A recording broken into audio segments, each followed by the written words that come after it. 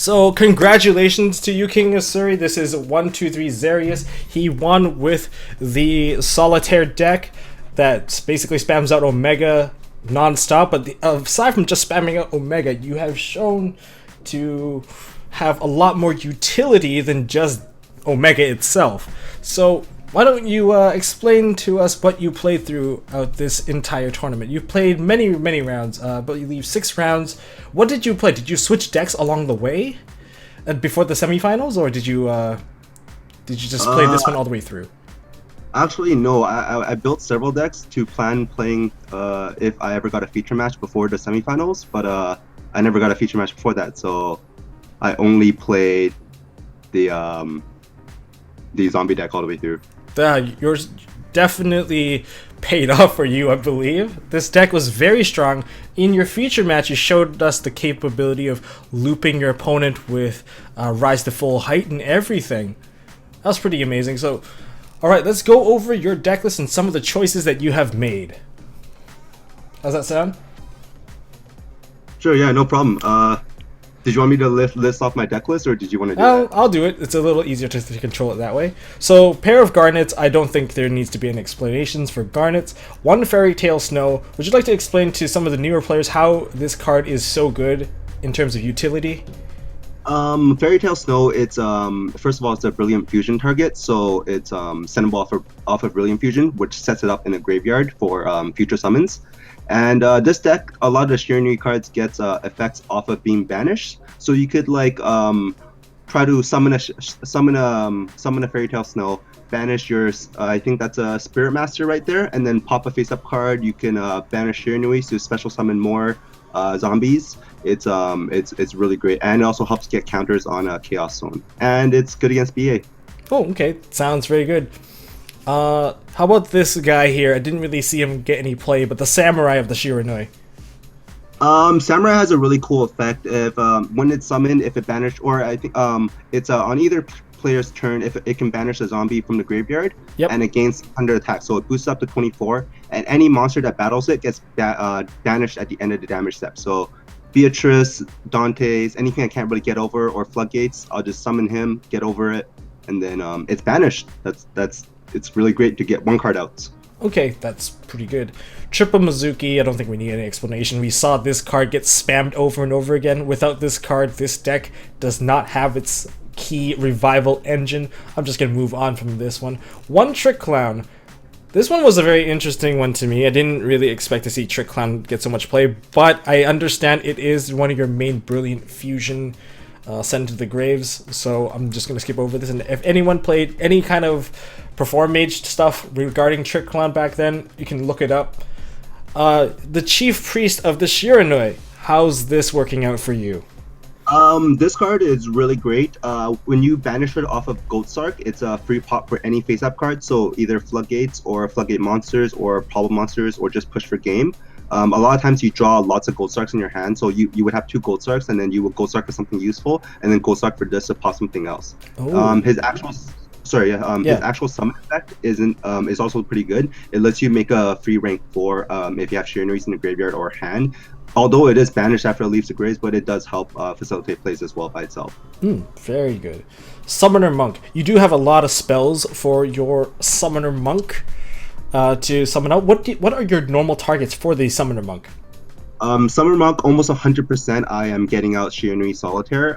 Occasionally I might get out a Unizombie to get a Black Rose on the field, but yeah, mostly Solitaire. Solitaire. Sounds good. And Solitaire usually just goes into Unizombie for the most part. And I think that's the only target, really.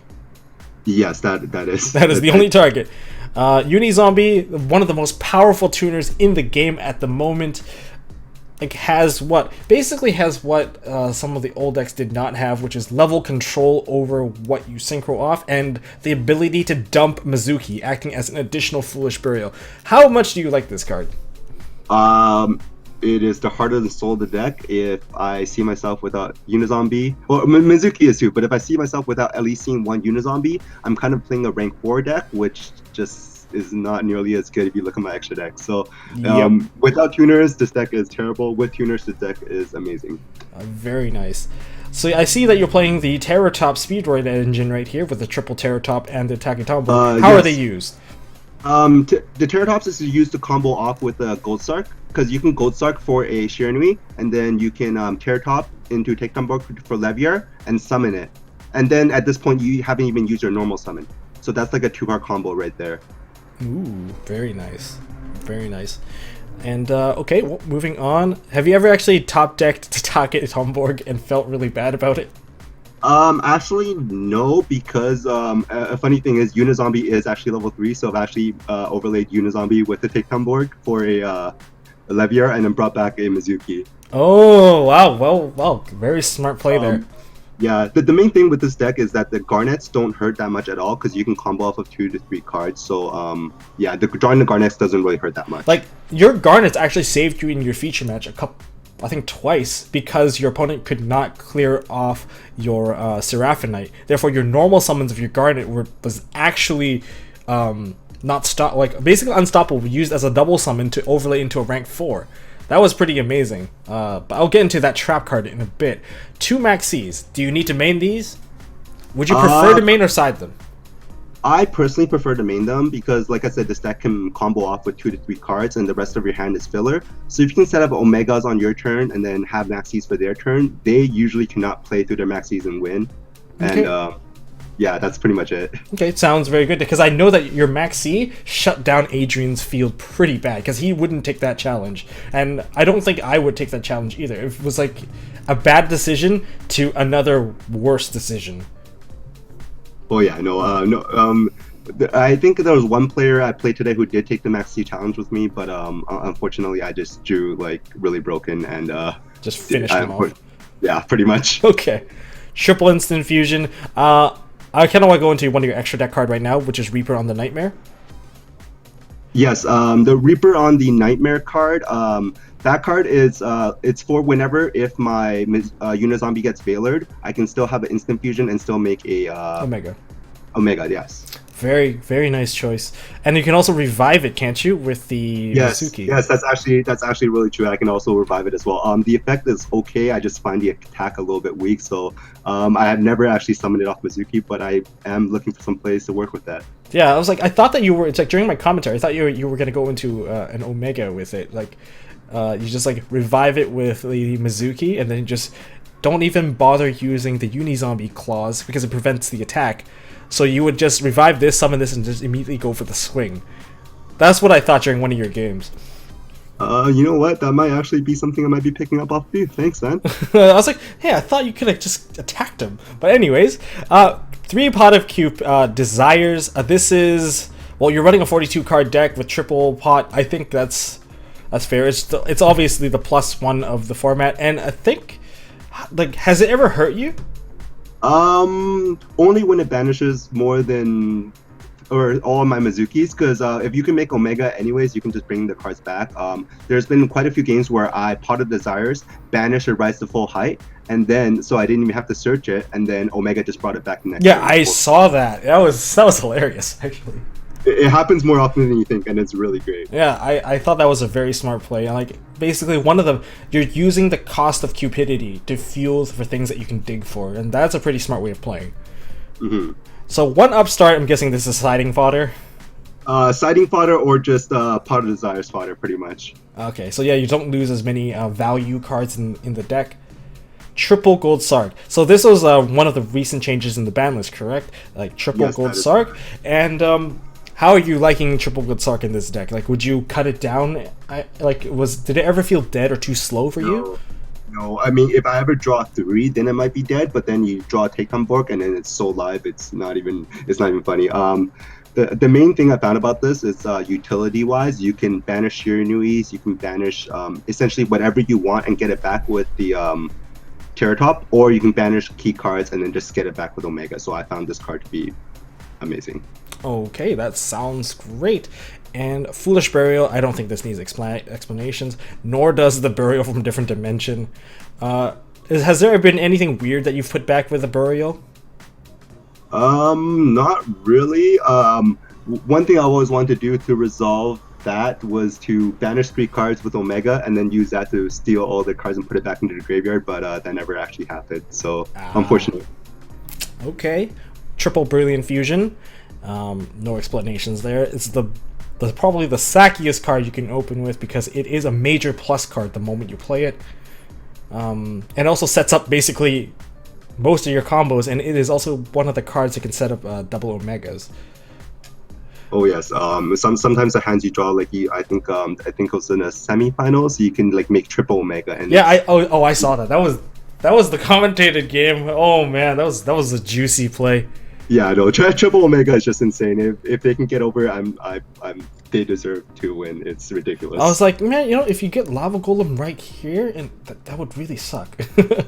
Oh, luckily nobody played it. Oh. Consider the tech of Lava Golem, everybody. Or Wing Dragon of Raw Sphere Mode. I know that card has been going up in price to deal with some of these boards. Sphere Mode is something else altogether. I would stop playing this deck if people started citing Sphere Mode. Because it hurts a lot. It doesn't allow recovery. Okay. Oh, yes. Now, explain to me this card. A lot of people, I bet they're pretty confused about how this card is played, but Chaos Zone, this is from the, where is this card from? I think that's from the Kaiba deck, from the one before that, the one with the Zero Eyes and stuff, I think. Not quite sure. Or is it the BLS deck? I'm just gonna double check it real quick. Let's take a quick look at Dragon's Collide structure deck. Dragon's Collide. Oh, okay. Oh, this is so this is the okay. Chaos Dragon deck. Yes, Chaos Dragons. So how did this work for you? How is this supposed to be used? Because I never saw it play of it. I never saw it play during the tournament at all, like not even once. The whole point of this card is you banish a lot of cards in this deck, and especially with Fairy Tail, you can rack up counters really, really fast if you're resolving Fairy Tail or is trying to summon Fairy Tail, and then you can get some free summons off of it. I never actually saw it, so I'm still kind of not decided between this card and just a one-up of a zombie world, so my monsters can attack still after Mizuki or Unizombie effect. But it's one of the things that I'm kind of testing. I don't really see it enough to see whether it's good or not yet, but yeah, that's the only reason why I play it. It's good synergy with Fairy Tail and the other banishments. So, just a little tip on the Zombie World card. I have used Zombie World in a solitaire deck, and one thing that I noticed myself doing more often than not is after an instant fusion, because it does turn all my graveyard into zombies as well, my Mizuki can revive a Norden to revive even more stuff going forward. Oh yes, and it can also revive your Omegas that are dead. Somehow, way or form that your Omegas died, you can revive the Synchros in your graveyard. That is one of the juicy plays that people seem to overlook when it comes to playing Zombie World. So that's another factor for you to consider whether you want to play Chaos Zone or Zombie World. I'll do more testing on that regard, and then I'll probably next tournament maybe I'll have something new altogether. So we have Shiranui. Sort of Swallow. This card, I don't know if there's too much to talk about it, aside from the fact that you're not running Goblin Zombie. Tell me about that. Is it too slow for you? This is a combo deck. I do like having a bit more speed and consistent. I was thinking about playing the Goblin Zombie, but it's just after a bit of testing, I just make Omegas, and then if they can't get over the Omegas, the Goblin Zombie really can't do too much. Okay. With the trap card, it's just really good against pendulums or anything. If because not a lot of people are familiar with the zombie deck, so if I have a unit zombie up and have one set, they tend not to respect it and place cards on the field, and then I just punish. Hit them. Yeah, I just punish them really hard. That's a very good punish. All right. Okay, moving on to this guy. One of your best defense cards, I would say, Rise to Full Height. I am a bit surprised that you were the only person that was running this out of all the deck lists I've seen, like out of the semi-finalists. Yeah, I know. Would you recommend that this card is the one trap that you would always have in there? 100%. This card is really, really easy to get into the graveyard and set up the lock. Anything short of a kaiju, they are not going to be able to attack you. And even if they kaiju you that turn, they still cannot attack because the Omega is already dead. So you have another turn to play as well. Ooh, good stall. It's like right now to me this card feels like Infinite Threatening Roar. Pretty much. The card is with Omega is ridiculous. I think it might get Omega banned. Not this card personally. Omega's already broken, but oh, I think Omega shouldn't be at 3 at this point. no, definitely not. Okay, so moving on to your extra deck. Don't need to explain Seraph Knight, Brilliant Fusion. You already explained the Reaper on the Nightmare. Norden needs no explanation. It is the monster reborn of the deck. Starting with your synchros, we have Scarlet Dragon Archfiend.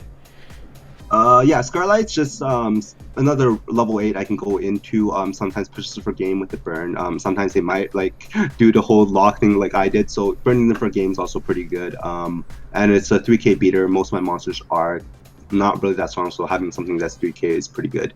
Sounds pretty good. How about this guy, Mr. Shogun Saga? Shogun Saga, I've actually never made him today. He's actually supposed to be really good. Make him with two, I think a zombie tuner and a zombie monster. And when he's summoned, he banishes a zombie from a graveyard and he boosts him up to whatever the attack from the banish zombie. So you can proc a Shiranui effect, and you can boost them up to about 45 usually because you banish a Spirit Master. So really good for pushing, but I just didn't find myself making that over Omega today. Okay. Sounds good. Triple Omega, no need to explain this one. This is the core of the deck. Why don't you say it too? Yeah, Omega. It's this deck wouldn't be here without Omega. I think this deck makes Omegas faster than Cyframes or any other deck. It's pretty insane. I don't know what else is to say about it. It's at 1 in OCG, I think. So I think I might be playing this deck for a little bit more before it gets hit. Okay, well there you have it. I think I'm gonna add this into my ban list prediction because I've seen its power, and it's literally just not letting your opponent play Yu-Gi-Oh at this point. Yeah, it's getting ridiculous. Okay, Black Rose Dragon. Keynote, you did manage to Black Rose 10 cards off the board. Is it you? Oh yeah, that play Yep. had me going crazy. That was interesting because 5 of those cards were yours. No, I was thinking about it. I wasn't too sure how I was to go off in that play, and I think I misplayed in the middle, so I had to go all the way and summon more to get the Mizuki on board, so that when I Black Rose, it's in the graveyard for me to make an Omega in my main phase 2. Ah, that was pretty cool though. That was a pretty awesome play. And then of course we're gonna move on to one of your sickest play, Black Rose Moonlight Dragon. Holy crap! That play that you did with the Kaiju was amazing. You did literally pulled off what Metal Foes do with a Gameciel, with a Kirin.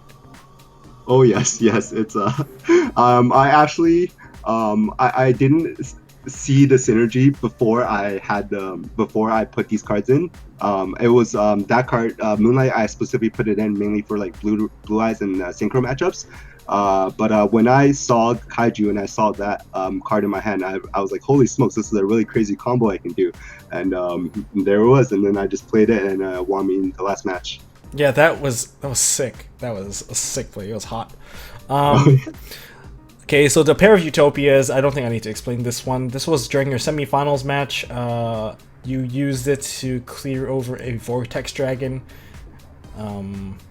Yeah, not much to say. It's a big Armades. It's huge. It's won a lot of games where they would either have back row or floaters, and it just gets over their resources because they don't get any resources back, and then they're playing with 2-3 cards next turn. It's just not enough to get over it. Yep, that's exactly what happened. The Dweller plays, how does it feel? Do you think a Dweller, well, Dweller is definitely like a staple rank 4, but how like necessary is it right now? Like, it's very good against you for sure. It's very good against the mirror match, and I mainly put it in for if I played any BAs, or I think the ABC deck does have a lot of grave effects as well. I think it's a staple in any rank 4 deck just to stop them from floating. Floating is very, very annoying for a zombie deck to deal with if they can't stop it. Sounds good. There is the Castell, just staple clear stuff without getting punished. Clearing face-ups without getting punished, to be clear. And the Levier, revive your Mizukis and everything else. Pretty much. This is your only rank 3. It is my only rank 3 for the Takedownborgs and the Terratops. It's the most. Usually, it brings back Solitaire off of Gold Sark. That's the main purpose of it. Okay. Nice. Actually, funny thing. It's sometimes in this types of decks you can actually side in like single cards, just like a Jowgen or like a Vanisher, the Radiance, and then summon it off the Leviar that you Gold Sark does, so you would Gold Sark that and then summon it off the Leviar for another level 4. That's a Floodgate. It's really great. So awesome. Now into your side deck. I don't know how you managed to choose the side deck, since like I guess until the end, the side deck didn't really matter too much. You just needed a very generic side deck because you were allowed to switch decks along the way, which makes side decking almost impossible to most people. Now, side deck, you have a pair of kaijus for, guess, I don't know, like the best method of removing monsters, because it's part of the condition to get rid of the monster. You have triple Ghost Ogres. I didn't see any play on this. Did you use it today? I didn't see it today at all. I did side it in against the ABC player, but yeah, it's it is supposed to be really good. A couple of against ABCs, it's just really good against it. Yeah, I thought there would be more ABCs, but apparently someone knocked them all out. Yeah, I think they were strongly sided for against. I personally, I think I've only played one of them. So then again, there's a triple system down, also ABC and Cosmos. Yeah. Twin Twisters, I guess. Why triple Twin Twisters in the side? This deck does die to back row decks because a lot of your stuff does resolve or revolve around resolving a normal summon with an effect. So any sort of back row, I do want to get rid of it ASAP. And a lot of my cards are discardable fodder, so I did choose to play the Twisters OP MST. Man, you would have hated to play against one of the feature matches, Clutch Hutch. His deck would have stunned you quite badly. Was that the Floodgate deck with the yeah. I think it was a Fossil Dino? Oh my god! Yeah, no, you should be really glad you didn't get to play him. Oh no, because he had way too many Floodgate trap holes. He managed to he stunned out a BA guy for a bit. Oh, I was watching. Couldn't even summon. That was like, I was like, man, how are you doing this clutch? Such clutch draws, and his top decks were like off the top, literally, just because he would go into a. What was it? He would go into a pot of duality into a card of demise, and then he would be able to play all the card of demise. Oh man, that was crazy. So Mischief of the Gnomes. Anyways, moving on to the next card, Mischief of the Gnomes. Reduce all levels of each player's monster in their hand by 1. This card, it's really just a side for BA if I ever played against them, because you can banish it off of Gold Sark and then bring it back with Omega and then just loop it so they can never make a Dante or anything, and you pretty much just auto-win. Ah, very smart. And Anti-Spell Fragrance is the anti-pendulum stuff. Also a bit of anti-ABC and a bit of anti-Blue Eyes at the same time. Oh yes, oh yes. Well, that pretty much covers your entire deck list. Well, someone just followed. I don't have alerts on at the moment. But thank you so much for playing. Of course, we'll have one more question for you. Which mat would you like? I see. Okay. Oh boy. I think I would like the Magispector one. Which one? There's 2. One on the bottom. The one on the bottom? Sounds good. You will be receiving a Magispector one. I will actually contact you in a bit, and we will work everything out, I guess. Sounds great. Once again, congratulations for playing at the very first Stream Open tournament. This is Stream Open Tournament 0. Once again, very well played. Thank you so much for participating. Hopefully, if I can get enough people to participate in the next one, I will definitely do it again. It'll be maybe held once every 2 months because there's a lot of work to do and everything. Yeah, and are you actually from BC? I am, yes. I play it at I usually play at Craving in Surrey. Okay. Well then, I look forward to seeing you maybe at MOS4 then. Oh yes, no, sounds great, yeah. Alrighty, sounds good. And if you guys like this video, please give it a thumbs up. If you guys want to see more, please hit the subscribe button As always, don't forget to hold on to your MST.TV.